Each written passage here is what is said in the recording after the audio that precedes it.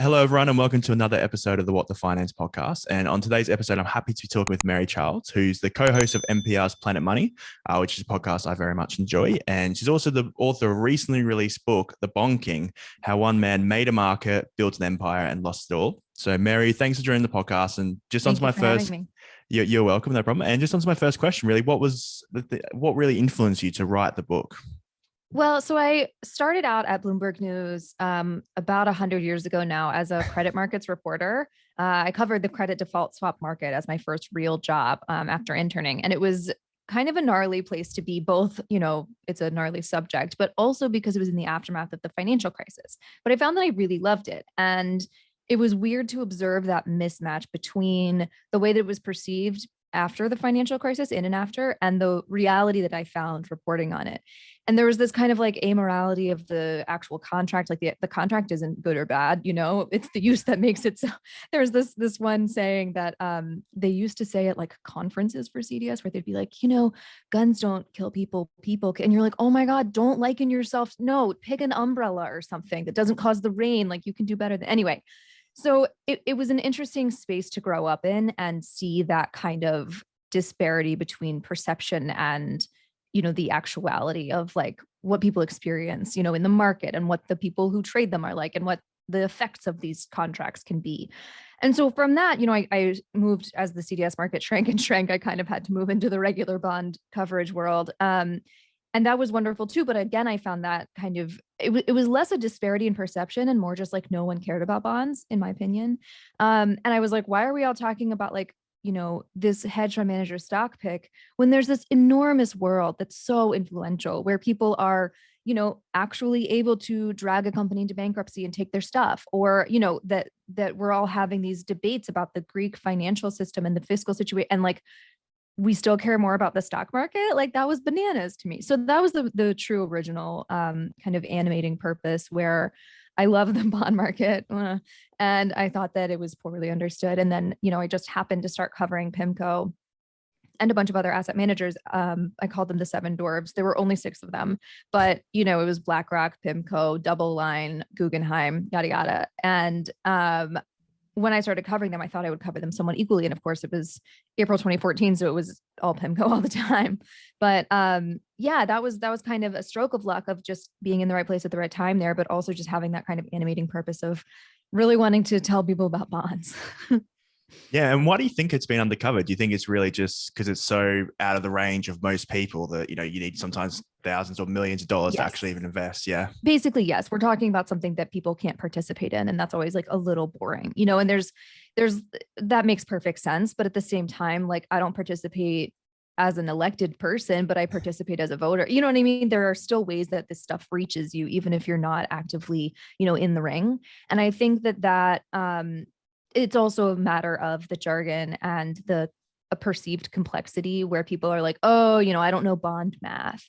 It's just math. It's literally this. It's not different. It doesn't act different. They're all the same numbers. Like, I really, that like mystifies me. But I think that creates this moat where people view it as so far away and inaccessible, and it's like not even worth the bother of getting there. Yeah, they just hear the few jargon words a few times, like, nah, not even going to think And I about it. get that. Yeah, exactly. You're Yeah. like, okay, my brain has shut down and I'm just going to leave it to them. Have fun. Exactly. So the book is about Bill Gross, who's quite an eccentric character, especially, you talk about that throughout the book. So I guess for anyone, and, he's quite famous in bond markets, but other people may not Mm-hmm. have heard of him, especially maybe the younger generation. So Mm-hmm. how would you explain who he is to someone who's never heard anything about him before? It's funny because I'm so bad at the like distillation still of my book and my like elevator pitch. Like, people are like, what's your book about? And I'm like, oh, okay. Well, so this is a test and I'm glad to take it. So the reason that Bill Gross is this enormous investing legend and was called the Bond King is because he is kind of multifaceted, but I think the primary reason is because he helped to bring about this revolution that basically created the actively trading bond world. We didn't really have a robust secondary market until Bill Gross and his cohort came along. So that's the primary thing where, he helped to put bonds, he helps to bring about that revolution, but also then was kind of the face of the bond market for so long, going on Wall Street Week in the 80s and, representing the bond market and being accessible and kind of bridging that moat and getting people to care about it a little. And I think that, so that was kind of the original thing that he did, and then the marketing side of it. And then there's also, he truly was, I think, innovative in bond investing, and does kind of have this legacy as a great trader and having seen true market inefficiencies and having these great insights. But the thing that he also managed the world's biggest bond fund. It was, an enormous fund, and it was enormously influential and at a very important kind of inflection point in our financial system. Yeah, definitely. And we'll get to that later on. I guess if you talk about the man himself, so that's more about the work. How would you describe maybe the man? The person? Okay. Yeah. That might be a bit more difficult. Yeah. Well, okay. So he's super, super focused and intense and super smart, obviously, and driven, just incredibly driven. And one thing that I think differentiates him from, like a normal person is he just won't give up. He's just going to stick with it and stay at it. And he has his system, and he's going to stick with his system. And some of the ways that I think some of the things that have made him exceptional, he very late in his life was diagnosed with Asperger's, and he views that as kind of, he's, very high functioning and very, he's pretty sociable to a point and very charming and affable when he wants to be. And I think that he views it as a superpower in a way where he's able to get that hyper focus and that intensity without necessarily, I think that the kind of bilateral person to person interaction stuff is not his forte, not his favorite stuff. But a lot, it is interesting the way in which his diagnosis interacts with the things that made him be the bond king. I really went on a tangent there. I feel like I got distracted mid. No, that's Sorry. good. I realized as I was using all these words, I was like, oh, I'm just describing like 60% of his diagnosis. So I should say it. No, that's all right. But yeah, I think that was like quite interesting when you mentioned it at the end. It does explain maybe a lot of his actions, especially day to day, I guess, interacting with people and maybe that frustration he got with loud sounds and all these small things. Totally. Yeah, absolutely. And, he didn't want to make eye contact, and apparently people found that rude. And it's like, well, that's a thing. Like, that's just a thing. Like, you kind of, if you want to be respectful of neurodivergent behaviors and, ways in which people are going to interact, like, you're going to have to not make eye contact. Yeah. Yeah, definitely. And you mentioned how he was almost like, the founder and creator of, I guess, the secondary market in bonds. Can you maybe talk about some of his trades? And I think you mentioned one like to do with mortgages and the ATs, and there's a few other trades like that where he really, created this secondary market and took advantage of some of those opportunities. Yeah. So the thing that you're referencing in the 80s, it's the Ginnie Mae CDR trade in 1983. And it's literally my favorite trade of all time. And you can probably tell that by how much time I spend on it in the book. So I probably won't do it justice right now.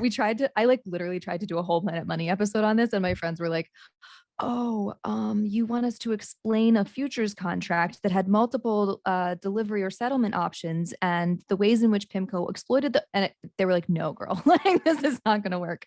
Maybe one day. But basically, PIMCO discovered, Bill Gross and Chris Dialanis discovered that this contract, this new futures contract that everyone else was trading and perfectly happy to trade, it was tied to mortgage bonds. They discovered that it had too many different like levers you could pull. And if you pulled all those levers in different ways, you could break the contract to your great profit. And so they did that. And I mean, that's a hypersimplification. It's much more elegant than that. But it was kind of a two-pronged multi-year situation where they read the contract and they read it and they read it and they were like, are we making this up? Like, are we missing anything? Like, surely this isn't so amazing as it seems.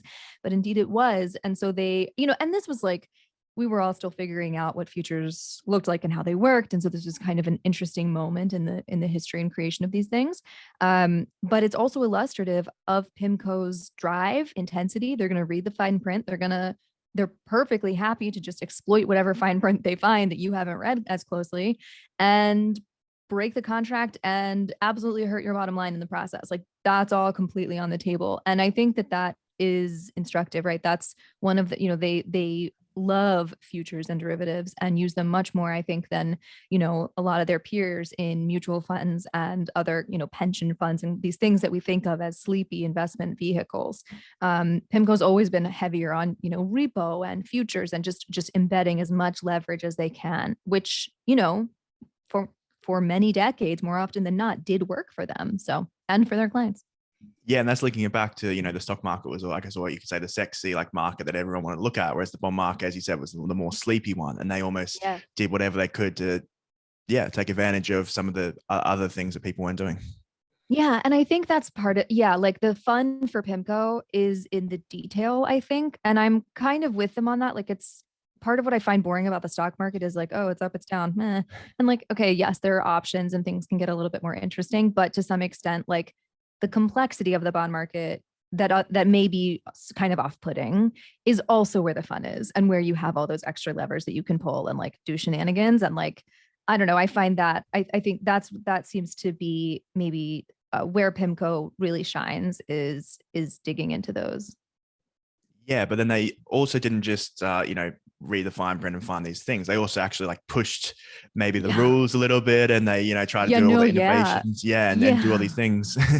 There's someone was writing about this in like a newsletter recently, but there are a couple instances where the trade didn't exist until PIMCO kind of created it. So it's not like they saw some cool thing in this Ginnie Mae contract. They basically amassed a big enough position to break the natural like settlement options, and that doesn't exist unless you do it. Like it's not going to just naturally break. You have to go to them and say, hi, I have amassed too great a position for you to settle with the, Ginnie Mae's you have on hand. Basically to say to that, to like invert the balance that the market expects.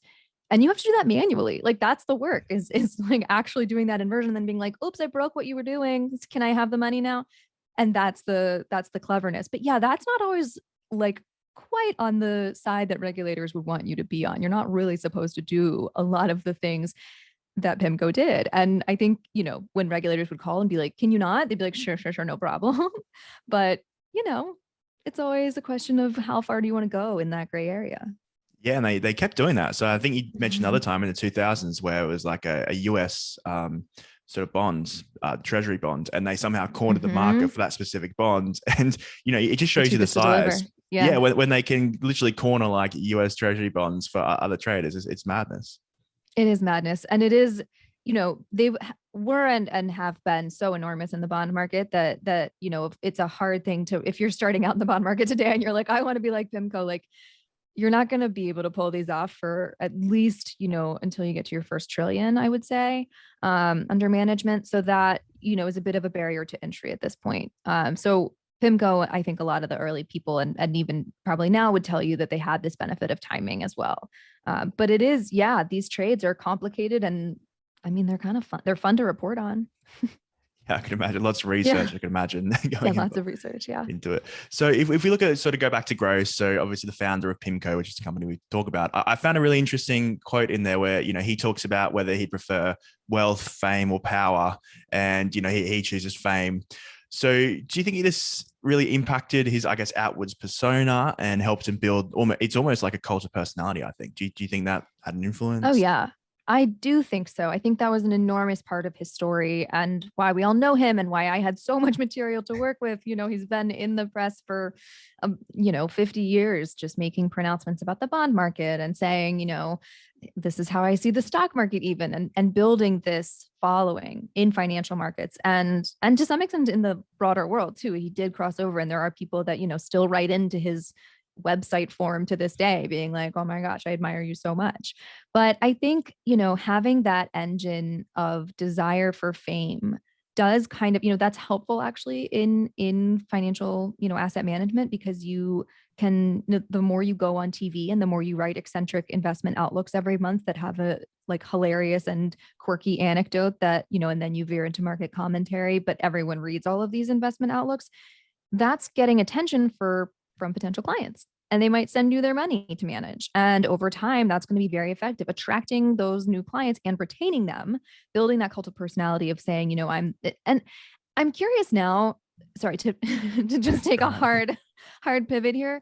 I don't know the extent to which we've graduated from this kind of star manager mentality where, we all can know intellectually and can talk at length about how index funds are better for us. Passive is better, but I feel like it's kind of like eating your peas and carrots where you're like, but I want to do the bad thing. Like I want to do the thing that I know isn't good for me and invest with a manager who I think is cool and like funny and I enjoy their commentary.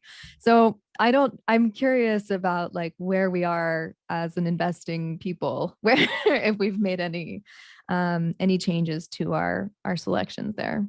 Yeah, people love a superstar, don't they? And you could say, Love a superstar. yeah, last year it's been Kathy Woods, or last maybe 2020, not the last year.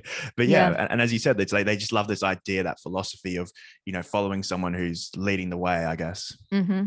Yeah, and they want to be clever enough to spot that person, I think too. Like I picked them when it's like knowing an indie band before everybody else or something. And you're like, okay, bro, like that's great.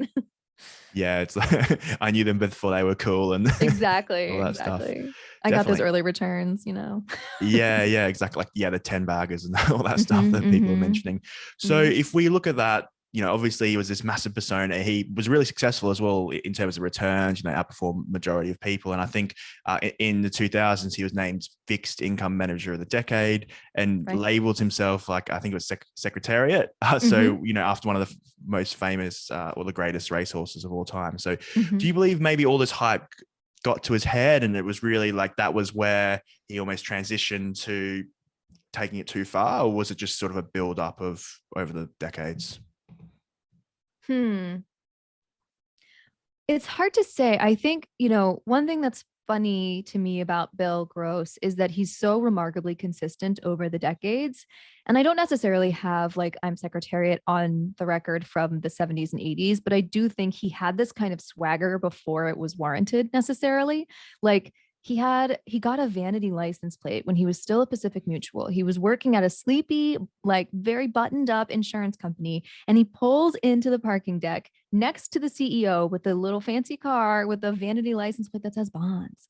And it's like, who does that? Like that. So yeah, I'm sure to some extent it got to his head, and there are kind of psychological changes that happen to you when you become powerful or famous or rich. All of these things do change the way we think and the way we respond to the world around us. So I'm sure all of that was present because it sort of chemically and scientifically must be. But also the underlying person is remarkably consistent. Yeah, and then we saw like the impact that he was actually having on not just on PIMCO, but also on the bond markets in general. Like he was literally Exactly. almost influencing what the US government was doing, especially around 2008 and 9, when that was probably almost the peak of his performance. And then Mm-hmm. I guess it was downhill from there.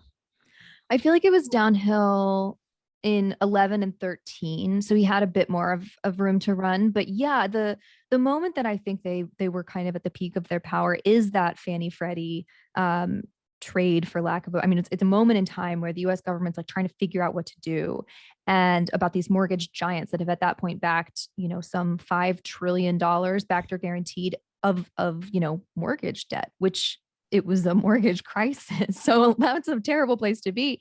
And investors in, people who had bought mortgage backed securities are saying, what's the plan here? What's the go? Are you doing like, do you actually guarantee these? Is this a government promise or is this actually partial? And we never examined it that closely. And PIMCO, I think more than anyone else, kind of pushed on that guarantee and forced it to become articulated. And that to me is like, I don't, Bill Gross has been saying, Bill Gross was recently on a podcast saying, we didn't bully the US government, which sure, but you were massively influential. Like you were at the very epicenter of the market that was at the epicenter of this crisis. So, the kind of existing power and influence that just by virtue of those things, I think is almost hard to overstate, that this was exactly where the US government was focused on what needed to get done to stop the panic. But yeah, so I think that to me is the moment where they were the most powerful, and I think it's characterizing what they did as strong arming the government or not is a matter of interpretation. Yeah, and they basically run the government, didn't they? Because they're like, oh, we Yeah, know they're going to guarantee these literally. bonds. Yeah, which is And crazy like to think. They were so open about it. They were like, here's our strategy. It's called shake hands with the government. Buy what the government's going to buy, but get there first. Like, I didn't report to get that. I Googled, like that was like just sitting there. So yeah, that was a real strategy and it was very effective. It worked really well. And it's almost shocking in retrospect that other people weren't quite as on it. But I think everyone else was so busy putting out a fire in their portfolio that they couldn't see as clearly as PIMCO could, where they were like, trying to sell stuff, raise cash, create sidecars, gate their investors, all this stuff. And PIMCO was like, looks like some things are going to be sold at a discount. Looks like this is going to be money good because it's going to be basically US government debt. Thanks so much. Yeah, definitely. And I guess it almost shows like they were willing to take risks. You look at like the first thing we mentioned, like with the bonds in Chicago, like the mortgages in Chicago, it was almost like their whole portfolio. And in the same, like with, I think with in 2008, it was quite a large chunk of their portfolio. So they're willing to take these risks and bet on what they think. And they basically got it right almost every time. Well, yes. So asterisk, but I do think like a lot of that is a calculated risk. There's this kind of feeling within PIMCO, especially from like a business perspective, that they don't take on a business risk unless it's already proven. So, for example, the junk bond portfolio at PIMCO was kind of up and running internally for ages before it got actually rolled out to clients. So that has a benefit where you have a track record and yada yada, but it's also just like they're not going to just throw it out there and see what happens most of the time. Now, there are some obvious exceptions to that where they did kind of throw things out there and see what stuck and it like didn't really go great. Like the equities business is one thing that I'm thinking of. But I think, it's this idea of calculated risk and knowing when you have the odds in your favor and when you feel really, really sure about what you're about to do. Now, obviously there are investing examples where this is not true. The 2011 Treasury call where Bill Gross sold all of his treasuries in total return. So it's hard to square the 2011 decisions with that kind of calculated risk management. But, they largely took these calculated risks and then every so often, I don't know, had fun. Yeah. It's and not I guess quite the right word, but.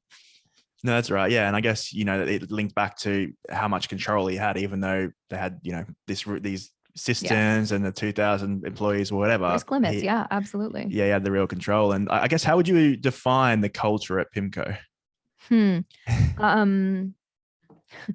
Way harsh, I think is one way that I would say.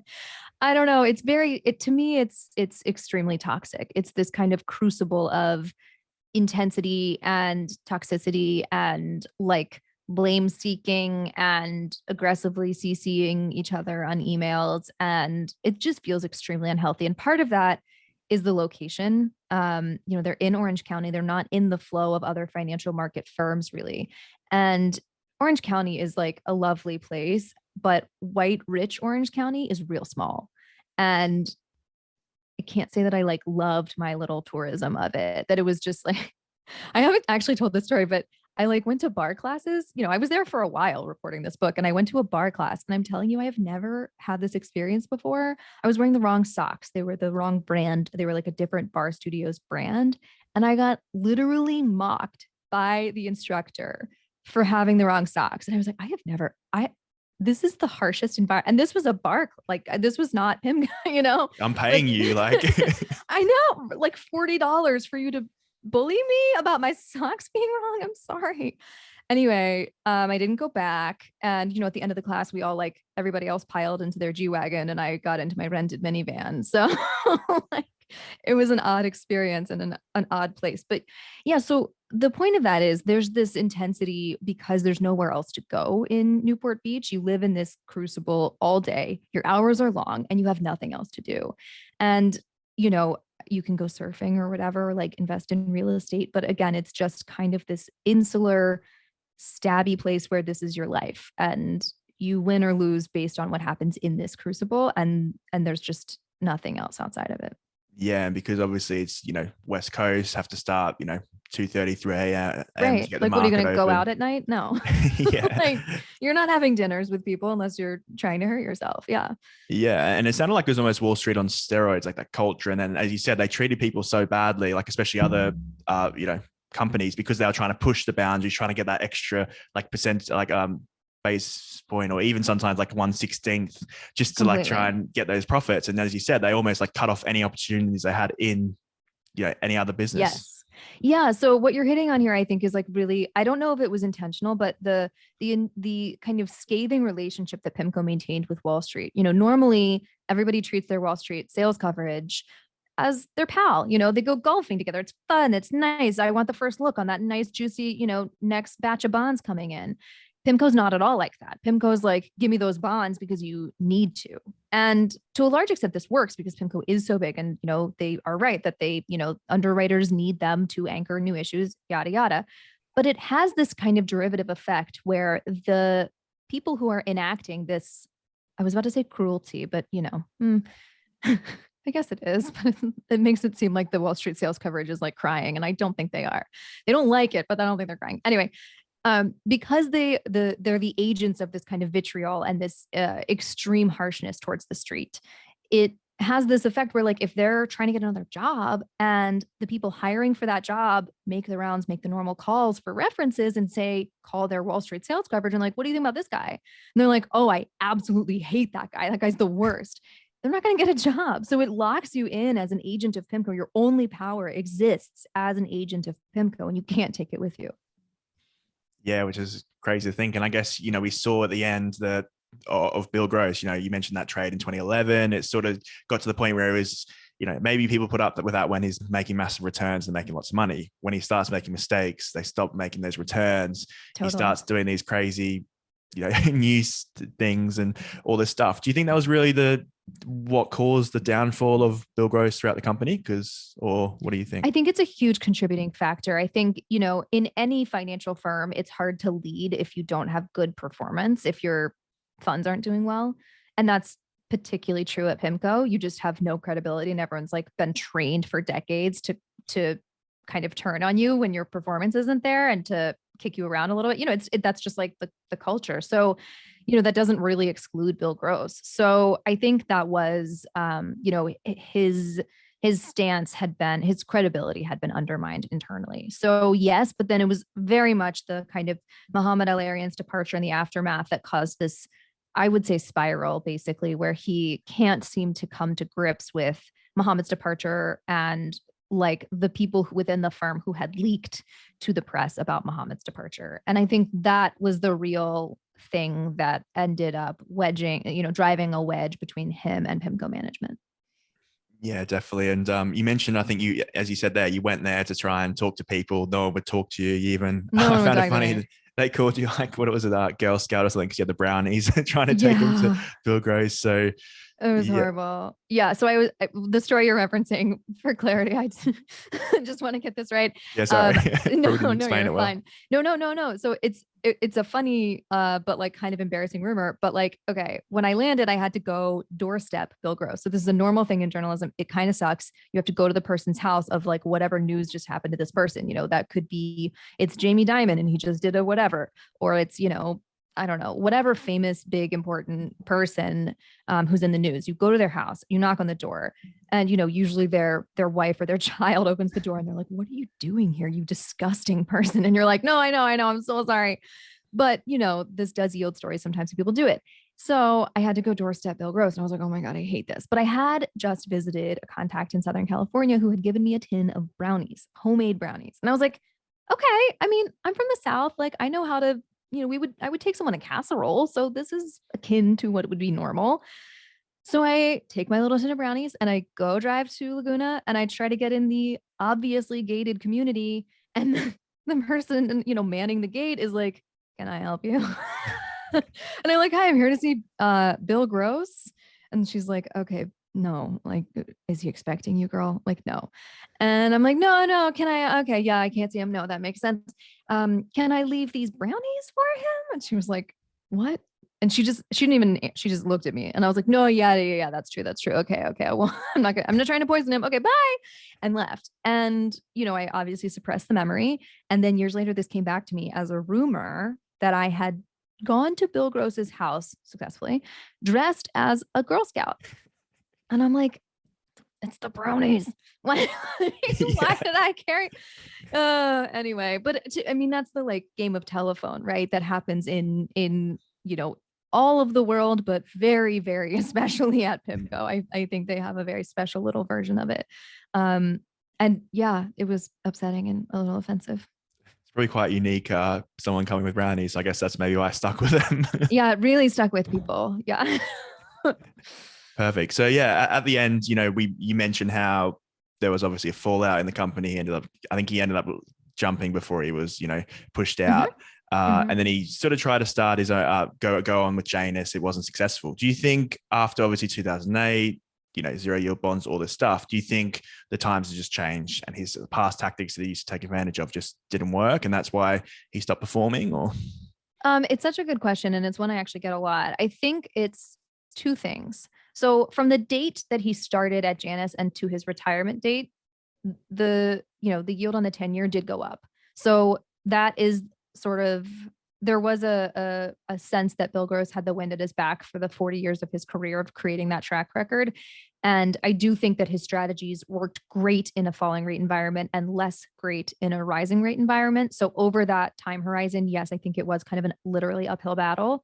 Um, but also, I think that he was in an unconstrained fund instead of a total return fund. And that matters because in a total return fund, you have a benchmark that you're trying to beat. And it was what Bill Gross knew and had done for so long and basically had invented. And that was, when you're competing against a prescribed thing like that, you kind of know what you can do. You just take a little bit more risk here. You take a little bit less of the, you do a little bit less of the dumb stuff over here. Like you can kind of cohere a strategy that's just relative to the benchmark. In unconstrained, you're unconstrained. So, and then furthermore, adding on to that, he was competing against PIMCO. And I think he in my view, I think that he kind of lost sight of or allowed emotion to cloud his investing. This was a really emotional time for him. And I think that he um, wasn't successful in kind of cordoning off that emotion. And he wanted to show them that they missed out on a good deal, that they made the wrong choice, that he was the true bond king. And I think that that was deleterious to his investing. yeah, and as you mentioned, like a lot of the time, because the rates went against him, he Mm-hmm. needed that longer term track record that he lost. So it was really, he had to sort of try and get gains really quickly, and it didn't really work out for him. Exactly. Yeah, Exactly. Yeah. perfect. So Mary, thank you so much for your time today. And I guess just on to my last question, what would Yeah. be one message that you want people to take away from your book and maybe from our interview as well? Oh, this is like, I don't know if this is not a real answer, but it's what came into my head, so I'm doing it. I apologize. Um, so I've been really proud of myself where like, Amazon will say that you're like a number one bestseller in like the most obscure category possible. One fellow author was like, "Oh yeah, I was number one in welding." So like his book was about investing, but I have been very gratified to see that I'm number one in bond investing, new releases, and which is a category where I am sweeping because I am competing against myself. And I think that's funny because as I was just saying about, a kind of constrained universe that you're competing against, if you constrain your universe tightly enough, you can win no matter what. So I think that's a really nice lesson. Just kind of limit the thing that you're competing against and we can all be winners. Yeah, that's a great message. Well, I think Thank didn't you. Bill Gross try to actually front run your book with his own book? Yes. Yes, he So I did. guess you're competing against him. So you're up on him at the moment, Oh or no, I didn't think about that. Oh no. Oh, now what I said was yeah, rude. I maybe didn't that's mean why for it to he's be so upset. rude. No. Well, he may be in a different category. He may be like memoir, which frankly is a harder category because you're up against like Brene Brown, that's just a tough comp. So I think he's categorized differently from my book. Let's say that. Mary, thanks again. So you mentioned there, obviously the book's been released. Where else could people maybe find your work? Would it be Twitter and NPR, anywhere else? Yes. So I'm on NPR. I co-host Planet Money, a twice weekly economics podcast, which I love. And I'm on Twitter at MDC. And I have a Substack that I publish at least annually. But yeah, all of those places and, the usual LinkedIn, whatever. Yeah, perfect. Well, I just want to say I want to request that you mentioned the mortgage Planet Money episode. I want to request that. So hopefully we Oh, can thank you. yeah, Yes. you have It's one going to be supporter so good. release. Yeah. Yeah, exactly. So we can get one. But Mary, thanks again for your time. Really appreciate it. Thank you. Appreciate you. Thank you so much for listening. And if you enjoyed the episode, please subscribe and click the bell icon so you are notified when new podcasts are released. I hope you're leaving with some great value about investing, trading, and finance. See you on the next show.